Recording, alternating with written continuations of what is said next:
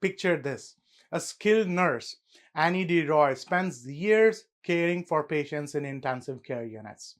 After stepping away from the hospital setting for a while, she returns to nursing. But this time, she wants to structure things differently.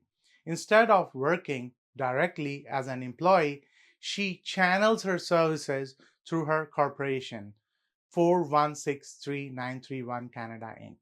Hi, my name is Amandeep Singh and I'm a CPA, and today we'll look at how the courts viewed Annie's case when it came to defining her business for tax purposes. Back in early 2000s, Annie incorporated a company initially to run a restaurant. Later, as she returned to nursing through placement agencies, she started billing those agencies through her company.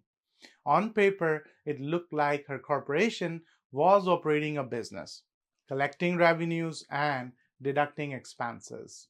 But Revenue Quebec launched a review. Their auditors asked, was this truly an independent business, or was it what tax law calls a personal services business? That clarification and classification matters a lot. If the company is deemed a personal service business, it loses access to many deductions and is taxed less favorably.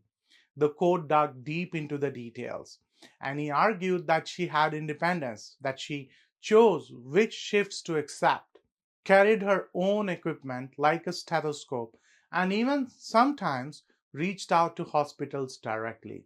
She also pointed out that her corporation covered costs like professional dues and insurance.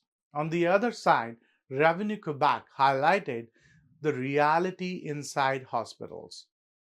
Annie was doing the same tasks as a salaried nurse, under the same supervision, following the same protocols, and filing in for absent employees.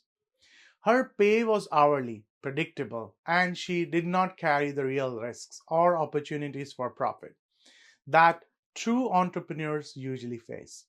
The judge carefully weighed these factors. Control and supervision was present, integration into hospital teams was undeniable, and the economic reality pointed more towards employment than entrepreneurship.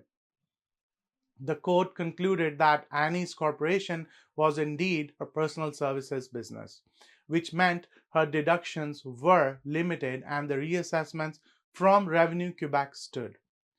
You see, stories like Annie's highlight a tough truth.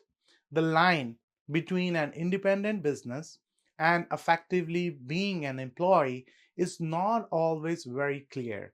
In fields like healthcare, IT, or consulting, the tax treatment can hinge on several factors: control, risk, integration, and how the contracts are structured.